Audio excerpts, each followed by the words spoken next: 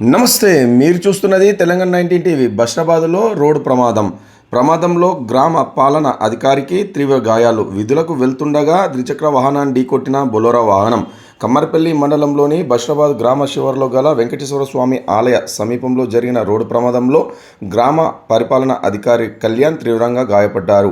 చోట్పల్లి గ్రామానికి చెందిన కళ్యాణ్ సిరికొండ మండలం కొండాపూర్, ముషిర్నగర్ గ్రామాలలో గ్రామ పాలనా అధికారిగా విధులు నిర్వహిస్తున్నారు. శుక్రవారం ఉదయం స్వగ్రామం నుండి తన ద్విచక్ర వాహనంపై విధుల నిమిత్తం బయలుదేరారు. మార్గ మధ్యమంలో బషీరాబాద్ గ్రామ శివార్లో ఎదురుగా వస్తున్న బొలెరో వాహనం ఢీకొట్టడంతో ఎగిరి పక్కనే ఉన్న పంట పొలాల్లో ఒడ్డుపై పడిపోయాడు. కాలు మొత్తం నుజ్జునుజ్జైంది. శరీరంలో పలు చోట్ల గాయాలయ్యాయి. బొలెరో వాహనం కూడా అదుపు తప్పి పల్టీలు కొడుతూ పక్కనే ఉన్న పంట పొలాల్లో పడిపోయింది. బొలెరో వాహనం ఢీ కొట్టిన వేగానికి కళ్యాణ్ ద్విచక్ర వాహనం మొత్తం పూర్తిగా ధ్వంసమైంది.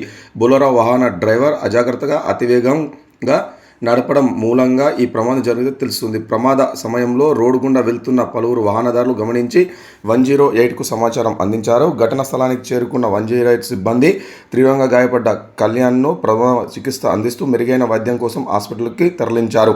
విషయం తెలుసుకున్న కమ్మర్పల్లి ఎస్ఐ అనిల్ రెడ్డి ప్రమాద సంఘటన స్థలానికి చేరుకొని వివరాలు సేకరించారు. కేసు నమోదు చేసుకొని దర్యాప్తు చేస్తున్నట్టు తెలిపారు. మరికొన్ని ప్రాంతీయ వార్తల కోసం చూస్తున్న తెలంగాణ 19 టీవీ.